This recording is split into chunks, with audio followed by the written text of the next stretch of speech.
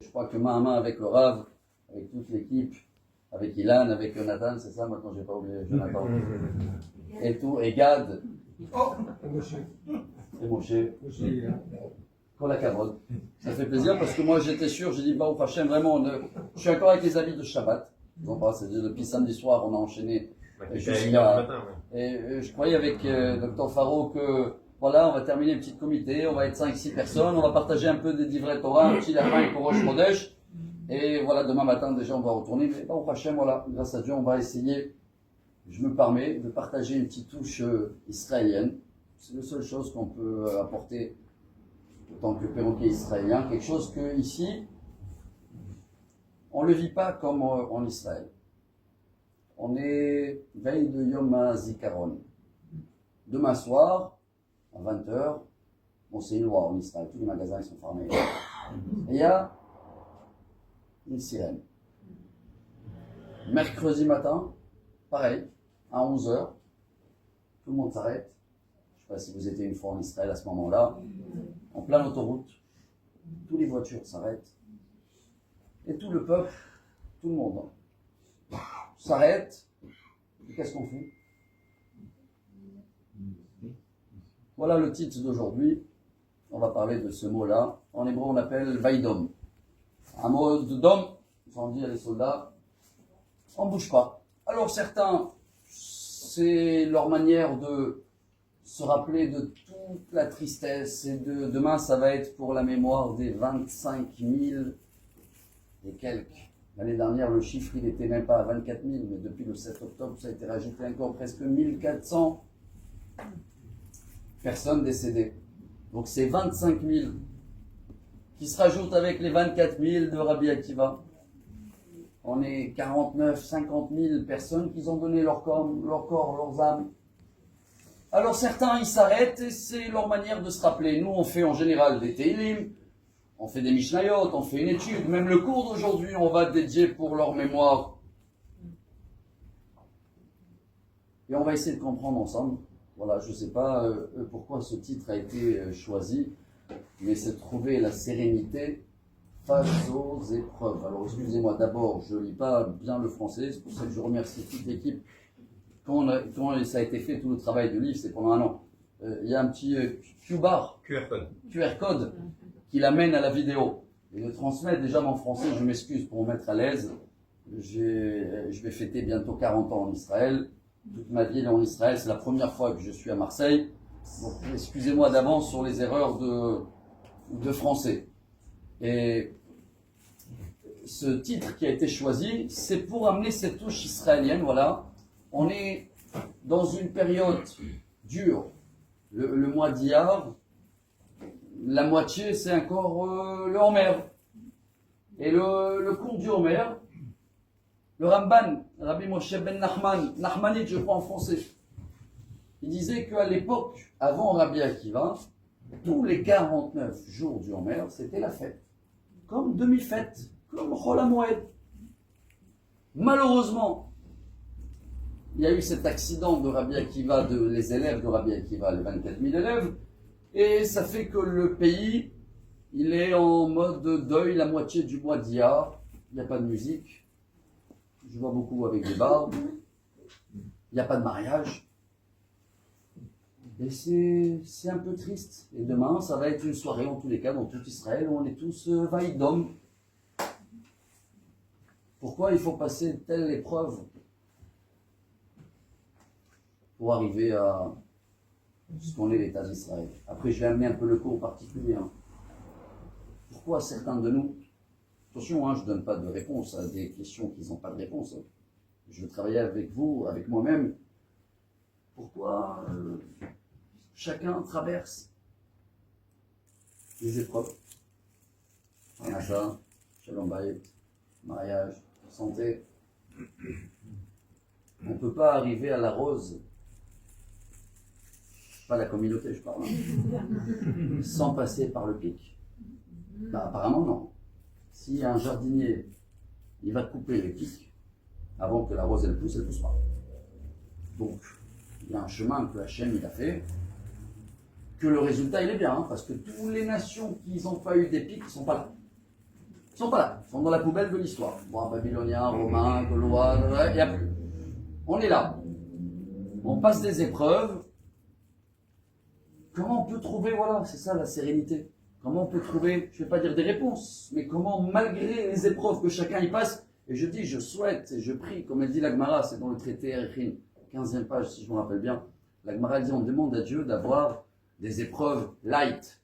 C'est quoi des épreuves light? La Gemara, elle donne un exemple. Si tu as fait un café, le temps de le boire, il s'est refroidi. Kapara tavonot. C'est une épreuve.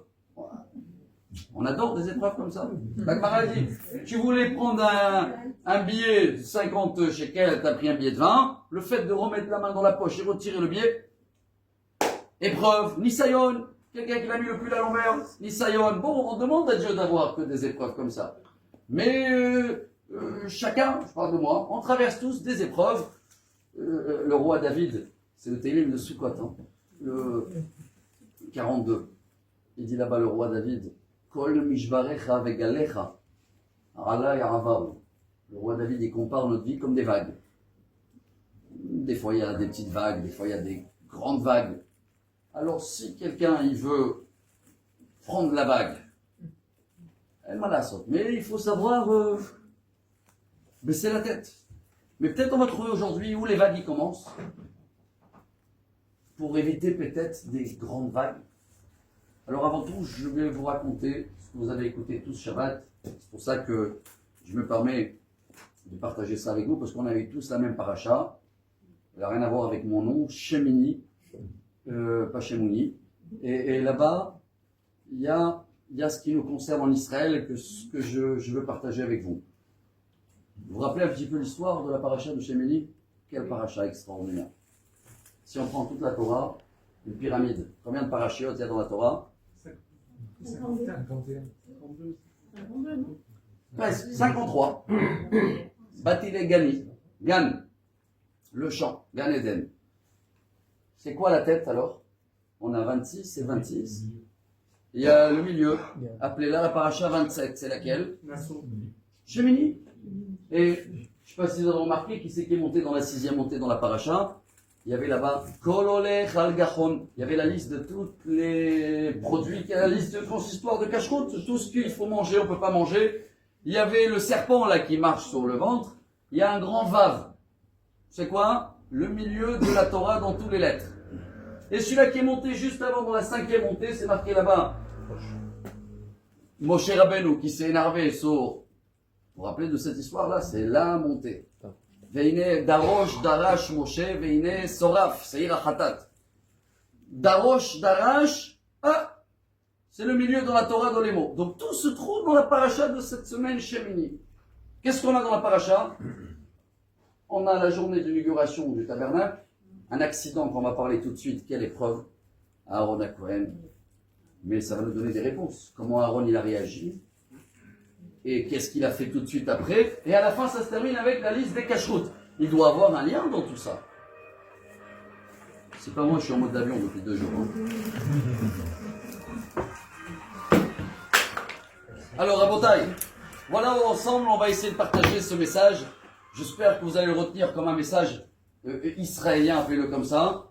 Mais on doit le vivre, peu importe où on est. Peut-être en Israël, on le sent un petit peu mieux parce que la douleur. On est dans des journées collectives, tout s'arrête. Je ne sais pas si à Marseille demain, qu'est-ce que chacun il va faire à 20h ou c'est 21h ici. Mais on va essayer de comprendre d'où ça vient ce Vaïdom. Voilà, on va faire ensemble l'histoire de la paracha. Vaïbayom Shemini Kara Moshe Le'Aaron Uvanav ou c'était Israël. Il arrive le 8e jour, Shemini.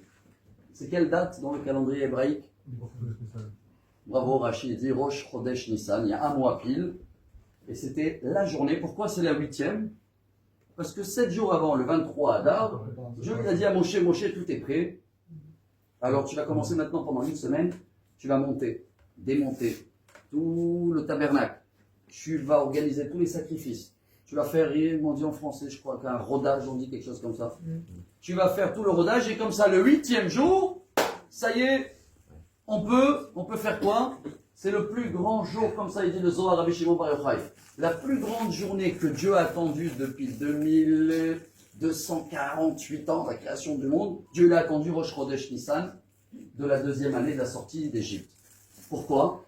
C'est la première fois où Dieu, pas il va se dévoiler, il s'est dévoilé avant dans les 10 commandements, mais c'était had permis, on dit en hébreu. C'est quoi had permis? Une fois, et on n'a pas tenu la route, et après 2 commandements, on a dit à Moshe, Daber, Imanouat. Là, c'est la première fois où le haut et le bas, ils vont être attachés. Pour attacher le haut et le bas, il faut faire tous les jours 2 choses. 1, se rapprocher de Dieu, ce qui s'appelle en hébreu, comment on dit se rapprocher? Leïd Karev, bravo, ce qui donne en français les sacrifices, korbanot, mais ça ne suffit pas de se rapprocher. Dès qu'on est proche, il faut aussi attacher. Comment on dit attacher en araméen? Kitra, ktoret. En français, en sens?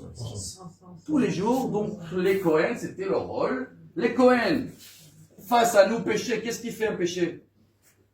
Il nous éloigne. Mitrachek. Quand on fait un péché, on s'éloigne. Chacun il venait vers le Kohen. Le Kohen, c'était son rôle, à travers des sacrifices, de nous rapprocher le contact d'en haut, l'attacher avec la kétorette, et comme ça, il y a une présence divine que n'oubliez pas que pendant le tabernacle, voire jusqu'à presque le temple, jusqu'à les prophètes shoftim, il n'y avait pas de maladie. Hein. Il n'y avait jamais quelqu'un qui, s'il y avait des maladies dans la Torah, qui c'est qui était le premier à demander d'être malade, vous vous rappelez? Yaakov, il a dit Dieu, Dieu a dit une bonne idée, on commence par toi. Chacun a demandé quelque chose. Hein. Abraham il a demandé la vieillesse, Abraham Zaken, Baba Yamim. Mais chacun qui était malade jusqu'à les Shoftim, c'était lié à un péché. Il allait voir, il n'y avait pas de docteur. Il allait voir le Navi dit tu as fait ça et ça et ça, tu dois réparer tel et tel péché. C'est tout, pas besoin de médicaments, pas besoin de rien, parce qu'il y avait une présence divine ici. Et voilà, Rabotaï, cette grande journée arrive. Moshe, il donne toutes les directives. Et qu'est-ce qu'on attend ce jour-là? On attend quoi? Comment on va savoir que la présence de Dieu est là? Il y a un feu, le premier feu, hein, qui doit descendre d'en haut. Tout se passe bien, mais il y a un grand retard. Hein. Il y a un grand retard, je le raconte avec mon langage, hein, que Aaron est très stressé, et il pense que c'est à cause de la faute du veau d'or, et Moshe est là pour le calmer, et il rentre, et il ressort, Rachid dit, et ils ont fait la première fois Birkat Kohanim, c'était Rosh Chodesh Nissan, et à la fin, Vatetse Esh Milifne Hashem, il y a le feu, Vayaraham, Vayaronu, Vayipelu Alpenem. Tout le monde, ils sont contents, une joie énorme, et là, il arrive l'accident, Shem Yetzilano. Les 2 enfants d'Aaron, tout ça c'est Torah, hein, je ne parle pas encore de Gemara. Hein. Nadav, Avihu, ils vont brûler, je ne sais même pas si on appelle ça crise cardiaque, Rachid dit c'est du feu qui est rentré dans leurs narines parce qu'ils sont restés intacts. Ils sont morts dans le temple, dans le tabernacle. Tout est chamboulé, qu'est-ce qu'on fait maintenant? Parce qu'Aaron avait toute une liste, il y avait des sacrifices à faire pour pardonner à Aaron pour le veau d'or, pour pardonner le peuple pour tous les péchés, parce qu'avant ils engrognaient le... Il y avait aussi Rosh Chodesh ce jour-là. Il fallait faire Moussaf. C'est quoi Moussaf? C'est en plus, il y avait un korban en plus. Et qu'est-ce qu'on fait avec le korban Moussaf maintenant? On va le manger, barbecue. Aaron, il peut faire barbecue quand il a ses 2 enfants devant lui morts. Et qu'est-ce qu'il fait Aaron? Il décide, je vais le dire encore une fois avec mes mots, excusez-moi, de ne pas écouter Moshe, parce que Moshe, il a donné toutes les directives, mais personne n'a prévu un accident comme ça. Aaron, il est dans une catégorie Hashem Yatzilenu où ça s'appelle Onen. C'est quoi Onen? C'est quand quelqu'un n'a pas encore enterré son proche. Toutes les mitzvot positives de la Torah, il n'a pas le droit de les faire. Il n'a pas le droit de faire des bénédictions, il n'a pas le droit de faire des prières, il n'a pas le droit de mettre des téphilines. Alors qu'est-ce qu'il fait Aaron maintenant avec les sacrifices? Alors il a fait le sien pour se pardonner, il a fait celui-là du peuple. Mais celui-là de Rosh Chodesh, qu'est-ce qu'on va faire avec? On peut le manger? Non, Aaron il décide de le brûler. Moshe Rabbeinu il arrive. Là je suis en train de vous raconter la montée, la 5e montée de la paracha, qui est le milieu de toute la Torah. Ça veut dire c'est la base. Si on comprend ça, tout après c'est une pyramide. C'est apparemment, c'est le message le plus important dans la Torah si on veut. Le milieu de la Torah. Comment on appelle le milieu en hébreu? Mizrach HaTichon. En français, le moyen? Orient. C'est quoi Orient? Mizrach HaTichon, Israël. C'est le milieu du monde. Ils disent que Marseille aussi, on a un petit peu le même climat. Et Jérusalem, c'est le nombril d'Israël. Et Beth Amikdash, c'est le nombril de Jérusalem. C'est le... Comment elle s'appelle la pierre qui est là-bas? Tout le monde attend cette pierre qui est cool. Even Ashtia, Shemimena Hushtat Haolam, fondation, c'est le nombril de tout le monde. Alors tout ce que je vous raconte, c'est l'histoire de tout le Moyen-Orient, de toute notre vie. Tout tourne autour de ça. Mon cher Rabbeinu, il arrive et il dit à Aaron, tu as fait quoi avec le Seir HaChatat, le Rosh Chodesh? Aaron il dit, je l'ai brûlé. Et mon cher Rabbeinu, il se met en colère. La Torah, elle nous raconte tout ça. Et Seir HaChatat, Darosh, Darash, Moshe, Veine Soraf, Vaiktsof, marqué la mousse, Ketsef, colère. Rachid dit, il a oublié l'Alacha, mon cher Rabbeinu, à cause de cette colère. Tout ça, la Torah, elle nous apprend. Vous imaginez, qu'est-ce qui se passe dans cette journée? Regardez le message qu'on va tirer. Je ne suis pas là pour raconter une histoire. Moshe dit à Aaron, pourquoi t'as pas brûlé? Pourquoi tu l'as pas mangé? Et Aaron, il lui répond, il dit,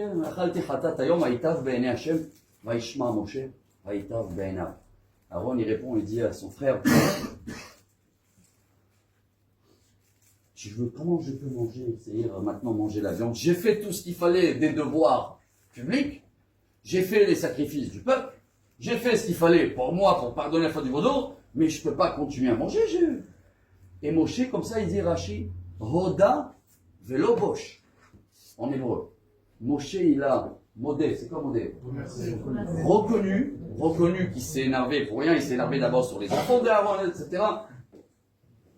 Et il a dit à Aaron, bravo, t'as raison. J'avais pas écouté de Dieu.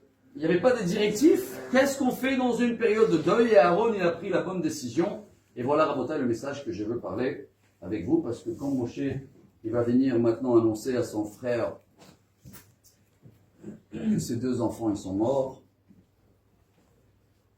qu'est-ce qu'il dit à Aaron?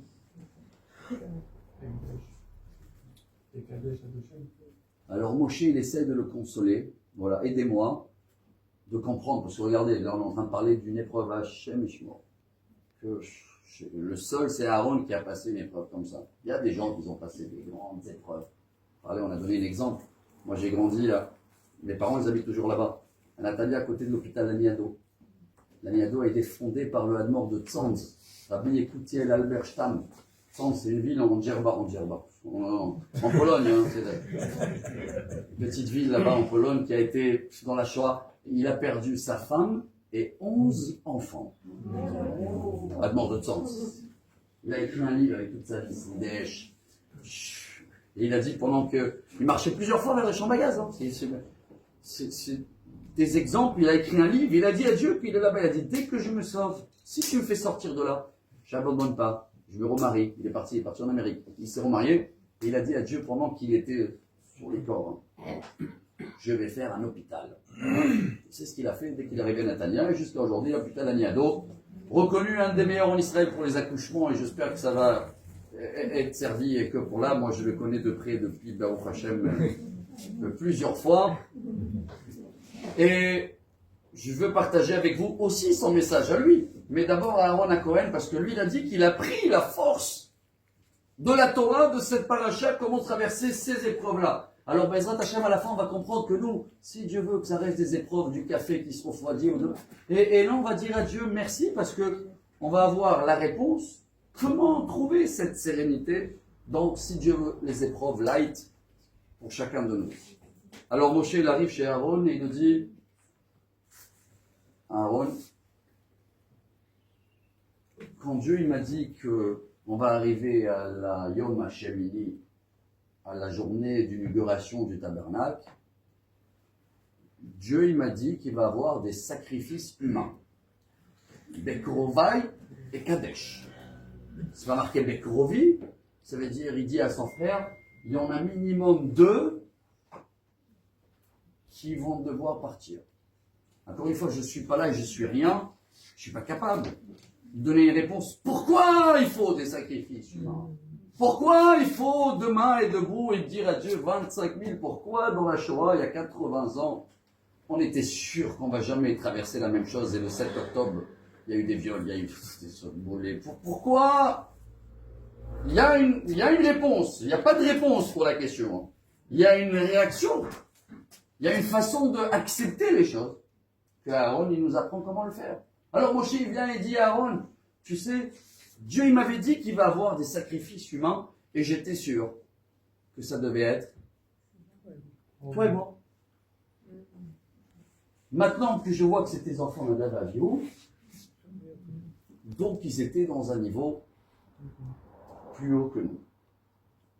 Je vous demande sincèrement, ça console ça? C'est une réponse. Alors moi je veux m'attraper sur la réponse de Aaron. Qu'est-ce qu'il a fait Aaron? Vaïdom. Voilà notre titre en hébreu, si vous voulez, de le cours d'aujourd'hui. Ce qu'on va faire demain. Et voilà la seule réponse pour moi. C'est quoi Vaïdom?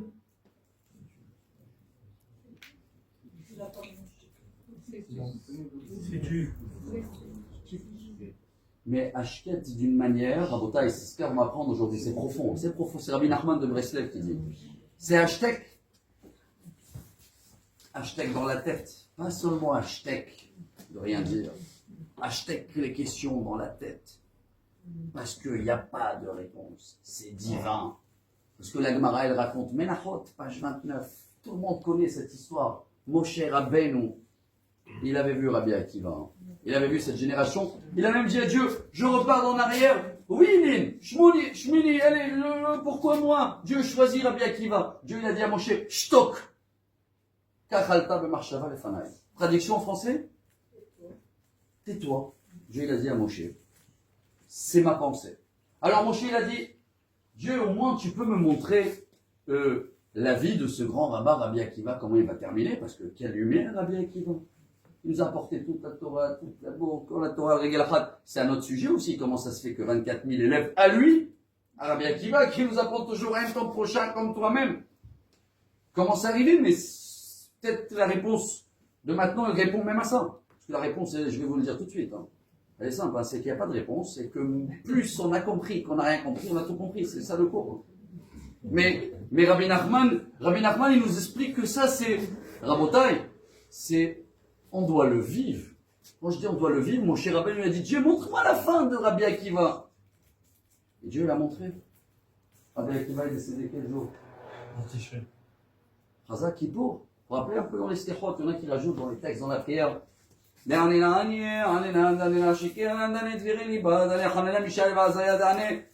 Akiva, Rabbi Akiva a été pas décédé, assassiné par les Romains.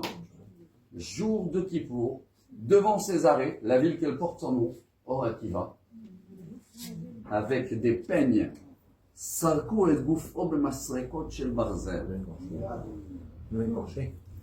Les Romains, ils ont. Et Moshe Rabbeinu, il voit ça, il dit à Hachem, Zot Torah, les Oschara. C'est ça la Torah, et c'est ça la fin de sa vie. Et Dieu lui répond, Moshe, Shtok, car alta bemarshava fanai. Ça veut dire quoi? Voilà le but du cours. Voilà le message un peu israélien que je veux partager avec moi-même. Shtok, ça veut dire ne cherche pas à comprendre. C'est pas cherche à comprendre mais ne partage pas et ne parle pas. Non, toute ta vie tu seras dans des questions. Ça nous dépasse. Personne de nous est le comptable de Dieu. Personne de nous, il est le bras droit de Dieu et ni le conseiller de Dieu. Et on n'a même pas le droit, quand des fois on arrive chez des gens avec des épreuves, n'importe lesquelles épreuves, même quelqu'un qui a mis la chemise à l'envers, gare à moi si je veux dire. Tu as fait tel et tel péché. Toi, tu es le Harizal, même mon cher Rabbeinu. J'ai pas de réponse. Alors, à Botaï, je vais aller plus loin. Maxime Despères, cette semaine, on a tous démarré ensemble le premier chapitre. À la fin, une avant la dernière Mishnah, la 17, je crois. Shimon ben Omer, c'est Shimon, le fils de Rabban Gamliel. Kol yamai gadalti ben achachamim, velo matzati tov lagouf el ashtika. Il nous apprend quelque chose de très beau. J'ai grandi toute ma vie entre les sages. Je dis pas les rabbins, hein. Entre les sages, je dis même les docteurs. Et j'ai trouvé la meilleure sérénité pour les épreuves. C'est quoi? C'est la shtika. Mais où la shtika? Il dit Rabbi Nachman de Breslev, écoutez-moi, c'est pas moi. Torah, 64, Samech Dalet. Il dit là-bas Rabbi Nachman, quand quelqu'un il arrive à ce niveau de mettre le shtika même dans son cerveau, ça veut dire de même pas développer des questions, de même pas chercher les commentaires, surtout pas de les partager, surtout pas de dire à quelqu'un, on arrive, Baruch Hashem, il avait 120, il avait 119 ans, il a bien vécu. Tu sais, il a bien vécu, pas vécu, jamais on rentre dans une maison d'endeuillé, jamais, on n'a même pas le droit de dire bonjour, c'est une halakha. C'est quoi une halakha? Tu rentres chez personne en deuil, si lui il commence pas à parler, t'as pas le droit de parler. Stop! Une halakha. Surtout ne dis pas comment ça va très mal. Comment ça va y aller. Quoi? C'est le bon Dieu. Mais Rabotai, on est en train de partager. Attendez, vous allez me dire, d'accord, bon allez, c'est facile, alors on va commencer directement, on va dire, allez, c'est fini, shtika, on cherche pas à comprendre. D'accord, mais il y en a qui sont dans des épreuves, comment ils peuvent se remonter? Comment ils peuvent continuer? Comment nous tous, on peut, avec tous les vagues qu'on traverse dans notre vie? À quelle heure c'est fini?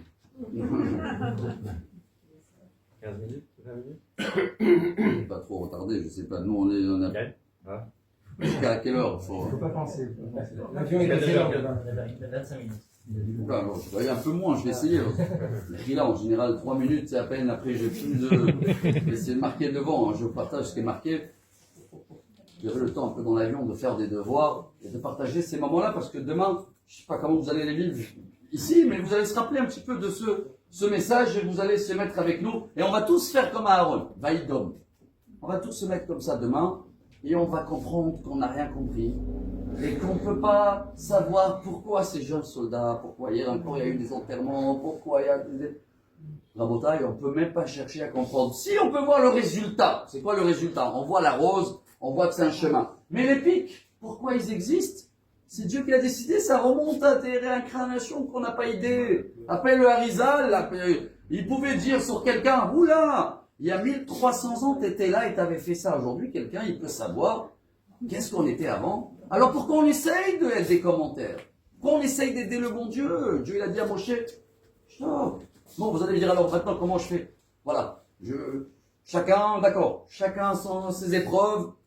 On ne peut pas comprendre pourquoi Dieu il a choisi que celui-là, il va passer ça et commence. D'accord, mais maintenant, moi, avec mes épreuves, mais si Dieu veut, à tous, nous tous des petites épreuves, comment je peux me remonter?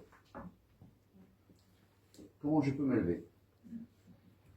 On voit toujours la paracha. Hein. Qu'est-ce qu'il a fait à Aaron après qu'il a Vaïdom à Aaron? Il n'a rien dit à son frère. Hein. Pourquoi ils sont morts, Nadav et Avihu? C'est ça qui est beau, parce que comme vous voyez les commentaires, c'est dans les marins, il y a tellement des explications qu'on essaye de comprendre, mais il y a des réponses contradictoires, on dit, complètement. Il y a une réponse dans la Gemara, Rabbi Eliezer. Shtuya yain, nichnesu amigdash. Ils ont bu avant. Pourquoi ils ont bu? La Davaviou, c'était eux qui devaient reprendre la relève de Moshe et Aaron. Il y a une autre réponse, ils n'étaient pas mariés, ils n'avaient pas le droit de rentrer. Il y a une troisième réponse, ils ont rentré avec Esh Zara. Il fallait attendre le feu d'en haut. Et pourquoi vous rentrez avec du feu? Mais je ne comprends pas. Ils n'ont pas écouté. Il y en a une autre réponse, quatrième, déjà on a 4, il y en a 5 même. Ils n'ont pas calculé Moshe. Et Moshe il a dit ça, oh, à la table, il Rabam. Ils n'ont pas conseillé de demander au rabbin qu'est-ce qu'il faut faire, ils ont décidé tout seuls. Alors je ne comprends pas, ils n'étaient pas mariés. Pourquoi ils n'étaient pas mariés? Ah, parce qu'ils voulaient être tellement connectés avec Dieu qu'ils pensaient que le mariage, mais c'est la base. Dès la première mitzvah dans la Torah, nous et les chrétiens, on est comme ça. Première mitzvah dans la Torah chez nous, c'est quoi? Des enfants. Première mitzvah chez eux pour connecter avec Dieu, il ne faut pas avoir des enfants. C'est à l'envers, complètement. L'inverse. Tout le but. Pourquoi Dieu il nous a mis ici, Rabotai? Voilà, on va terminer en beauté. Hein. Tout le but, pourquoi Dieu nous a mis ici? Qu'est-ce qu'on a à faire là? Pourquoi on est né? Pourquoi on est créé? On était bien en haut, non? On est venu pour une mission. Quelle mission? D'être à l'image de Dieu, c'est d'être quoi à l'image de Dieu? Un papa, qu'est-ce qu'il veut, ses enfants? Un papa a besoin de ses enfants? S'il y a quelqu'un ici qui croit que Dieu il a besoin de ses téfilim ou ses Shabbat, pas du tout. Dieu il a besoin de ça? Pas du tout. Non, on a besoin de ça. Un père a besoin de ses enfants? Malheur à un père, le pauvre, il a besoin de ses enfants. Mais qu'est-ce qu'il veut un père avec ses enfants? Il veut qu'ils soient à son image, et il veut qu'ils comprennent qu'il y a un papa qui est là pour les donner. Dieu, il veut nous donner. El Melech Beloam. C'est la base de toute la Kabbalah. Il n'y a pas un roi sans un peuple. Mais c'est pas que Dieu veut être roi. Oui, il est roi. Il est notre père. On est les serviteurs. Mais il y a un niveau supérieur. Hein. Shirachirim. C'est quoi Shirachirim? Dieu, il veut qu'on ait une relation d'amour. On ne travaille pas. Pardon, quand je dis on ne travaille pas chez Dieu. Oui, on est ses serviteurs. Mais dommage, il y a des gens, ils vivent 80 ans. Comme ça. Oula, Dieu, tu m'as donné la vie ce matin. Et ben, je suis obligé de mettre tes filets. Je travaille, c'est le patron, il m'a donné des ordres, je suis obligé de faire. Il y a de l'amour ou pas? Il y a beaucoup plus de crainte que l'amour. Il y en a qu'après dans la vie, ils commencent à apprendre que non. Mais Dieu, c'est pas que notre patron. Si Dieu nous demande, les hommes pour les tefilines et les Shabbat, c'est parce que c'est notre père. C'est comme moi, je demande à quelque chose à mon fils. C'est pas parce qu'il travaille chez moi que j'ai besoin qu'il me rende service. C'est pour lui, je l'aime. Je veux qu'il va avoir un bon guide dans la vie. Je veux qu'il se repose le Shabbat. Je veux qu'il s'attache tous les jours avec moi. Je veux, et bravo, il y en a des gens qu'après ils sont montés au niveau numéro 2. Et on le dit à Rosh Hashanah quand on sonne le shofar. Papa, notre maître, Melech, Amelech HaKadosh. Mais il y a le niveau 3, Penthouse, en hébreu, supérieur. Tout le cantique des cantiques, le roi Salomon, il compare notre relation d'amour entre nous et Dieu comme un homme et une femme. C'est plus fort que père et fils. Ou ça n'a rien à voir? Bravo, rien à voir. D'abord, père et fils, il peut avoir plusieurs enfants, non? Ils les aiment tout le monde? Oui. Père et fils, quand il n'y a pas de connaissance, il y a de l'amour. Je m'explique. Si un père et un fils, ils ont été séparés de leur naissance. Ils n'ont jamais grandi ensemble. Ils se croisent après 20 ans. Ils se voient la première fois. Ils s'aiment? Non. Non. Pourquoi? Ils ne se connaissent pas, mais voilà, maintenant ils se connaissent. Mais il n'y a rien eu comme échange. Le Rav Dessler, il a vécu la Shoah, il a vécu des choses incroyables. Il a dit, c'est pas le fait qu'on aime qu'on va donner, c'est l'inverse. Plus on donne, plus on aime. Et c'est ça qui est beau, Rabotai. Que l'amour de l'homme et femme, j'ai glissé sur le Shalom Bayit parce que le Rav a dit il reste 21 minutes. L'amour de l'homme et femme, Rabotai, c'est pas qu'il est beaucoup plus, c'est pas qu'il est plus fort. Homme et femme, c'est mono. Hein. Il n'y a pas la place pour deux. Les parents, il y en a deux, les frères et les sœurs, il peut y avoir 10. Les enfants, il peut y avoir beaucoup. C'est pas la même chose l'amour de ADN que l'amour de choix. L'amour d'homme et femme, c'est l'amour de choix. J'ai choisi, c'est meilleur. Quand tu choisis quelque chose, il n'y a que lui d'abord. Et deux, waouh, combien d'investissements il y a. Un père et un fils. Je connais un exemple. J'ai le pauvre, c'est pas mon ami le fils, c'est mon ami le père. Mais le fils, il est en Australie. Un coup de fil par an. Oh, ouais, j'espère que ça va un peu mieux. Un tous les 3-4 mois. Ils s'aiment? Oui. Oui. Ils sont connectés? Non. Vous ne connaissez pas les juifs de Kippour? C'est un coup de fil par an, non? Mais ça va, ils sont là. Ils sont connectés avec Dieu. Ils aiment Dieu ou pas? Oui, ils l'aiment une fois par an. C'est bien. Mais ça suffit pas d'être en contact avec Dieu comme un père et un fils, parce que des fois le fils, il pense qu'il connaît mieux que papa, il est plus avancé, et il oublie, et de temps en temps, Dieu, il nous demande de le choisir. Vous connaissez un homme et une femme qui peuvent s'appeler une fois tous les 3 mois, au minimum 3 repas, 3 prières ou 3 fois par jour. Le lien, il est beaucoup plus fort. Le lien, quand on aime Dieu par choix, j'ai choisi, c'est le meilleur, tout le reste n'existe pas, je suis là, et c'est pour ça que Dieu nous demande, première chose, dans la Torah, c'est quoi? C'est incroyable. C'est quoi avoir des enfants? Pour que l'amour avec Dieu, sa réponse, c'est notre sujet. Pour que l'amour entre l'homme et la femme tient la route et il s'améliore, il faut donner, mais sans attendre un retour. C'est dur ou c'est pas dur? C'est quoi donner sans attendre un retour? Ça veut dire je stoppe, hein. C'est vaïdom. Tu donnes, tu n'attends pas un retour, tu n'attends pas de comprendre.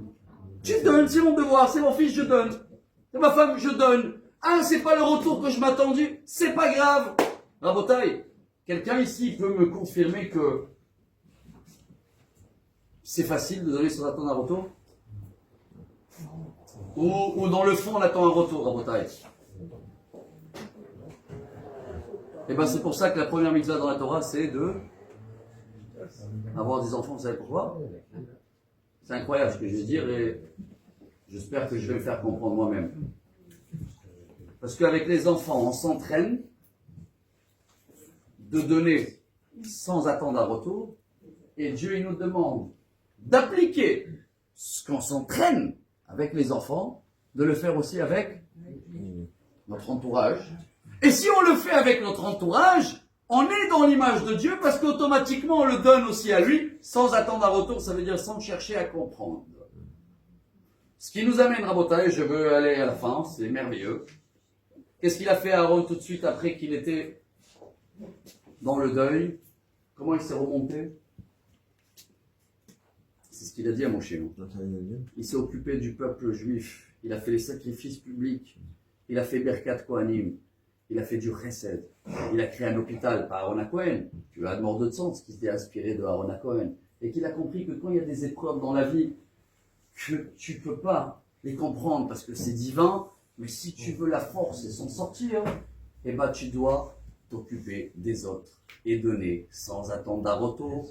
De la même manière que tu le fais, j'espère bien, avec tes enfants. Parce que gare à nous, si quelqu'un il attend d'un retour des enfants, c'est quoi? C'est une affaire que tu t'investis que s'il y a un retour? Non, mais si on n'arrive pas à faire pareil des enfants avec les gens, eh ben toute la Torah des 24 000 élèves, elle sert à rien. Elle sert à rien, pourquoi? Parce qu'ils étaient bien avec Dieu, ils étaient tellement connectés avec Dieu, qu'ils voulaient même pas se marier, et quand l'autre il parlait, il dit, mais non, mais ça je connais déjà, parce qu'ils voulaient avancer un peu plus, pour quoi? Pour être un ordinateur, Dieu veut des ordinateurs. Le meilleur rabbin aujourd'hui, il connaît pas les sources comme ChatGPT, ou le rabbin AI, intelligence artificielle. Demandez-leur n'importe quelle question. Où c'est marqué dans quelle page, il va tirer des références comme ça, Rabotaï. Alors quoi, Dieu il veut qu'on ait des ordinateurs, des connaissances? Pas du tout. Rachamana, li baba, et Dieu il veut l'amour. Et on a compris que l'amour c'est donné. Et on a compris que l'amour qui tient la route c'est donné sans attendre un retour. Et on a compris qu'on s'entraîne à la maison de toute façon avec les enfants. Et après on doit l'appliquer avec madame. Et quand on l'applique avec madame, on l'applique avec les gens. Et maintenant on vient de comprendre que les vagues, c'est très beau. Les vagues dans la vie, les épreuves, il y a une solution kabbaliste. Rabbi Moshe Cordovero, le Ramak, le maître du Harizal, il a écrit plusieurs livres. Un des livres que j'essaie, je tiens, c'est un livre incroyable. Il s'appelle Tomer Déborah. Le palmier de Déborah, là-bas, il explique les 13 traits de caractère de Dieu. Et là-bas, le Tomer Déborah, il explique qu'il y a une remède qui évite les grosses vagues. Faut comprendre, ça veut dire quoi les grosses vagues? Si en haut, on la connaît pas, hein, on n'est pas des comptables de Dieu, on n'est pas tel péché mérite ça, jamais on peut connaître, et gare à nous si on ose dire à quelqu'un, tiens tu vois, tu as fait un péché, voilà regarde ce que Dieu il t'a fait. Hachem Ishma, c'est des calculs lui dit. Qui nous dépasse, ça peut être le même péché, mais c'est pas la même personne, c'est pas la même situation, il n'a pas le même âge, il n'a pas les mêmes moyens, il n'a pas passé la même vie. Qu'est-ce que tu veux entrer dans une comptabilité où Dieu il a dit à Moshe, stop? À quoi ça sert? On ne peut pas le comprendre. Mais, imaginez-vous qu'il y a une liste et que ça mérite ça, et ça, et ça, et ça, et ça, et ça. Et maintenant Dieu il nous donne le choix. Il nous dit Dieu, il y a une petite vague, que si tu vas encaisser la petite vague, t'as baissé la tête, et ben t'as évité la grosse vague. Ça aurait été bien. Alors on va dire que les grosses vagues, Hachem Yatzilenu, c'est quoi Pierre? C'est la santé. Moins grand, c'est la parnassa, bravo. Mais il y en a une vague, elle est gratuite, ça coûte pas, et ça touche pas la santé, en général. Hein. Ça touche pas la santé, si on sait de pas, les gens ils disent prendre à cœur. Tous les nouveaux métiers de thérapeute, psychologue, mycologue, tout ça c'est dans les dernières générations. Avant il n'y avait pas besoin. Pourquoi avant il n'y avait pas besoin? Parce que les gens quand ils étaient là, ils étaient dans des moulins, Il avait une épreuve, il avait machin, il savait qu'il peut régler les choses. Bon, aujourd'hui, on a peut-être tous une faiblesse. C'est quoi la vague, la meilleure vague? Il dit comme ça, Rabbi Moshe Cordovero. Quand quelqu'un, il va t'humilier, il va te faire la honte, une offense en public, et à ce moment-là, comme vous le savez tous les rabbins citent ça, hein, tu fais quoi? Idom, toujours le même cours, tu dis rien, tu encaisses, ça coûte pas de l'argent. Et encore une fois, ça coûte même pas la santé si tu sais ne pas prendre à cœur, pardon, si tu sais que ça vient de Dieu et qu'en ce moment tu es en train de éviter 2 semaines de plate à l'hôpital. Et comme ça, il faut penser. Rabbi Moshe Cordovero, il va plus loin. Mais je suis pas dans le niveau, je vais vous perroquer ce qui est marqué là. Rabbi Moshe Cordovero, il dit que à ce moment-là, quand quelqu'un il nous fait ça, il faut l'embrasser. Grâce à lui, on a économisé. Lui, il peut dire ça il y a 500 ans, il comprenait un peu mieux que nous ce qui se passe en haut et encore à Botaï. Mais c'est pas là-bas le début de la vague. Hein. Il est où le début de la vague? Il est où le début de la machine à laver? Il est où au début le linge où Dieu va nous faire travailler? C'est qui a dit Shalom Bayit à la maison. Avant d'avoir des offenses en public, Dieu nous demande à manger des histoires entre nous. Petites choses où il va falloir baisser la tête, la femme, les choses, les enfants. Ça veut dire garder à la maison, travailler cet amour, travailler cette façon de donner sans attendre un retour, travailler cette shtika à la maison. Quand on travaille cette shtika à la maison, alors on évite la shtika en public, on évite après les vagues par Nassa, santé, va savoir, c'est ce qui est marqué. Après, comment Rabbi Akiva? Ouais, il a aimé sa femme, bien sûr, après référence 24-30. Ah, il a étudié la Torah, bien sûr. Pourquoi il a mérité ça? Pas de réponse, il n'y a pas de réponse. Il ne faut pas chercher à avoir des réponses. Stop. Mais donne sans attendre un retour à ta femme, à tes enfants. C'est un effet à l'envers. On donne les enfants, mais après on n'applique pas ça avec madame. Je lui demande, non, les enfants, copier-coller avec madame, copier-coller avec l'entourage, c'est à l'image de Dieu. Voilà déjà ce que Aaron il a fait face à une épreuve. Hachem Yatzilen. Mais il a fait une autre chose, je termine en beauté. Il dit, ok, je vais m'occuper que des autres. Il y a quelque chose d'autre que je peux faire aussi qui peut m'aider. Il est simple. Voilà, on a terminé le résumé de toute la paracha Shemini. On a fait ensemble les 5 montées, maintenant il nous reste les 2 derniers. C'est avant de passer à manger, qu'est-ce qu'on va faire là? Merci. On va remercier Dieu. D'abord, on va manger kasher. Dieu nous donne toute la liste de la cacheroute. Je demandais à mes enfants au Shabbat, c'est quoi la liste de la cacheroute dans les poissons? C'est Kainachoua, bravo. Et dans les ruminés, sabots fondus. C'est quoi le signe de cacheroute de Marseille? C'est un K? Ça aurait été pas plus facile de mettre un K, on sait que c'est bon, c'est kasher. C'est quoi ces signes-là? Hein, pourquoi pas? C'est quoi ces signes? Vous avez remarqué que, j'ai raconté malheureusement ça aussi, on ne comprend pas. Quelqu'un a été mangé par un requin en Israël, à Hadera, vous avez entendu parler? Le requin, il est kasher? Non, tous ceux-là qui s'occupent des requins et tout, ils ont dit c'est bizarre, c'est rare, c'est des requins gentils, le requin, il reste un requin. Un requin, il a des écailles? Non. Il n'est pas kasher. Vous savez pourquoi? Parce que tous les poissons qui sont des écailles, c'est des poissons non attaquants. L'inverse. Tellement ils se font attaquer que Dieu les a protégés. Les amis, un mini armure. Donc tout ce qu'on mange, c'est pas des requins, parce que ça influence nos têtes. Les animaux, pourquoi il n'y a pas un cas? C'est quoi ruminer? Ruminer, ça veut dire que tous les animaux qu'on mange, vous avez remarqué d'abord qu'ils ne mangent jamais de la viande, sinon la vache elle devient folle. Ils mangent que de la nature, ça c'est un. 2, tous les animaux que nous on mange, les pauvres quand ils mangent, ils sont toujours peur dans leur tête de se faire attaquer. Alors ils avalent, ils n'ont pas le temps de manger les pauvres. Ils avalent, ils retournent dans leur grotte, il va ruminer, et il va remanger tranquille quand il sait qu'il ne peut pas être attaqué par une zèbre et au cas où elle était là. Pour l'attaquer, Dieu lui a donné des sabots fendus pour bien prendre les petits virages et pouvoir se cacher. Parce qu'un chef, quand il fait un demi-tour, c'est très rapide. La zèbre, c'est ouh. Donc Dieu nous a demandé de manger des animaux défense. L'armée d'Israël s'appelle Tzva Hagana d'Israël. On est dans la défense. tout ça influence nos têtes. Vous allez me dire, d'accord. Alors quoi? La paracha Shemini, pas le Rav Shimoni, je lis ce qui est marqué dans la paracha, c'est pas moi, rien. Veut dire que si on mange kasher, mais on mange déjà, ça va nous aider dans les pensées à avoir des pensées plus claires et d'avoir moins des questions et d'avoir plus des solutions. Comment trouver la sérénité dans les épreuves? Mais on mange déjà kasher, Baruch Hashem, très bien. Alors c'est vrai que chacun peut voir où il peut améliorer sa cacheroute, mais ça, chacun le fait déjà. Mais avant de manger, on fait tous les brachot, j'espère, après manger. Après manger. Birkat Hamazon et de la Torah. D'achalta vesavata oberachta. Mais même bracha achona. Et même là, on va terminer en beauté parce que c'est vrai que j'ai faim. Non, on va faire des brachot. On n'a pas mangé, on n'a pas le temps. On va terminer en beauté. C'est très beau. Ça, vous allez rappeler, je ne vais pas dire c'est israélien, mais c'est normal. Vous êtes investis énormément. Et d'abord, vraiment, je vous remercie à tous d'avoir fait l'effort et de se déplacer et d'écouter un sujet qui n'est pas... C'est pas la joie, hein, de trouver la sérénité dans les épreuves. Mais c'est la réalité. C'est la réalité. Même si on veut danser au Matlao dans 2 jours, on va remercier Dieu sur ses 77 ans royal. Mais avant, on est dans le pic. Alors, je vous remercie. C'est pas évident de faire un effort d'écouter ça. Mais là, maintenant, quand on va remercier le bon Dieu, alors merci, il y a une table royale. Et je tiens vraiment à dire à tous les organisateurs, c'est surtout ça que je trouve merveilleux. Merci d'avoir mis des bambas à table.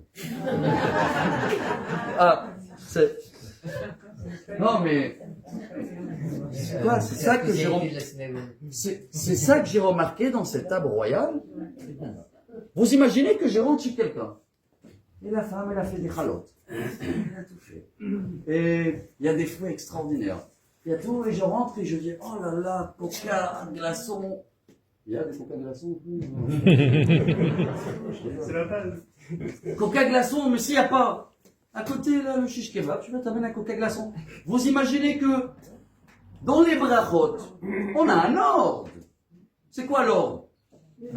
Bravo, tout le monde se rappelle Maga Esh. C'est quoi Maga Esh? C'est les initiales de Maisonot Mutzi. Après, si on a du vent, on fait les Chaim Geffen, bravo. Après le Geffen, Aetz, à la fin, Adama, et à la fin, Bomba, Eshakol, Coca. Bravo. Chers amis, si quelqu'un y croit, c'est quoi cet ordre? Vous croyez que Dieu nous donne des ordres? Parce qu'on est obligé de suivre, et on fait la lettre. Il faut comprendre, il faut trouver l'amour derrière. Et il y a de l'amour. Parce que vous savez combien d'investissements il y a dans un pain qui est à table, ou dans un maisonnote? Combien de travaux il y a dans un pain? Combien de travaux il y a dans un pain? 10 travaux, je ne sais pas les dire en français. Zoréa, Horesh, Kotzer, Lash, Mehamer, Meraket. C'est les 10 travaux, on les apprend, ils font partie des 39 travaux de Shabbat. Il faut labourer, il faut semer, il faut arroser, il faut couper, il faut moudre. Tu ne peux pas sauter une étape. 9 étapes, tu n'as pas de pain. Et pour ceux-là qui connaissent les initiales, et il y en a 10 mots. Baruch atah Hashem lokel melech haolam hamotzi lechem min haaretz. 10. Ça représente quoi? Les 10 travaux. C'est pour ça qu'on attrape le pain avec les 2 mains. Et vous savez, je vais aller plus loin. Allez, vous savez, il nous reste 2 minutes. Quand je fais moti, où je coupe le pain? Où il y a le sésame? Attendez, vous allez me dire, oula, à la fin, on va sortir de cours et tout le monde, ils vont retenir ça. Vous voulez me dire qu'il y a une possibilité que Dieu, ça l'intéresse, ou je coupe le pain quand je fais moti?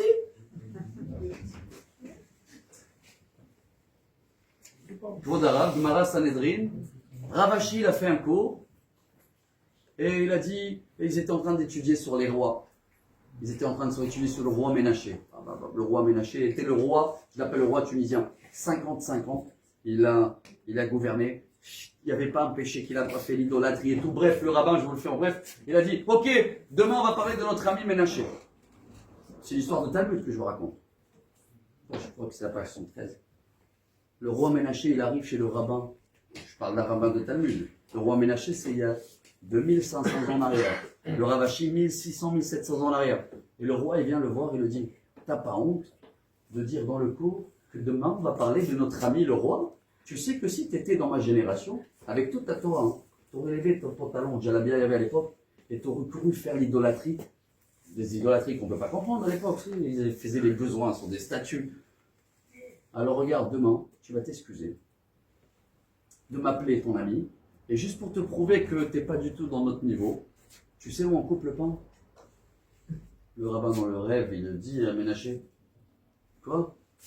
Il y a 2600 ans, vous avez appris des sujets que j'ai lu aujourd'hui, jamais pensé que Dieu, ça peut l'intéresser, hein? Ou on coupe le pain, il me dit, mais bien sûr, mais ça l'intéresse énormément, et demain tu vas le dire à mon nom et tu vas t'excuser. Quand on fait Amotzi Lechamin Haaretz, on cherche l'endroit qui est le plus cramé dans le pain. Attends, il veut comprendre, on est là dans l'amour. Pourquoi? Il dit pourquoi? Parce que dans l'endroit le plus cramé, c'est l'endroit qui a été cuit en premier, c'est là-bas où les 10 travaux du pain, ils ont été terminés. Et si tu veux être, je calcule mes mots, précis dans le merci, et montrer à Dieu que tu es un connaisseur d'un investissement, alors montre à Dieu que tu reconnais ce que tu as dans la main, tu reconnais tous les 10 travaux. Alors pas seulement il va passer avant le Bamba et le Coca-Cola, pas seulement il va passer en premier le Maisonot ou le Moti.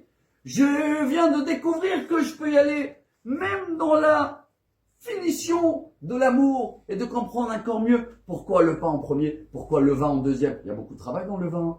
Et pourquoi maintenant il y a des cornichons ou il y a des olives. Qui c'est qui met plus de temps à pousser, l'olive ou le cornichon? L'olive, le cornichon, 21 jours il pousse. L'olive, oula, jusqu'à qu'il pousse et qu'il met. Alors, ce magaèche là, ce Maisonot, Motzi, Geffen, Et, Adama, Coca-Cola, Bomba, c'est montrer à Dieu que maintenant quand je vais passer à table, je suis un connaisseur d'un investissement. Et je vous remercie, vous avez investi de votre temps et vous êtes venu écouter un perroquet. Merci beaucoup.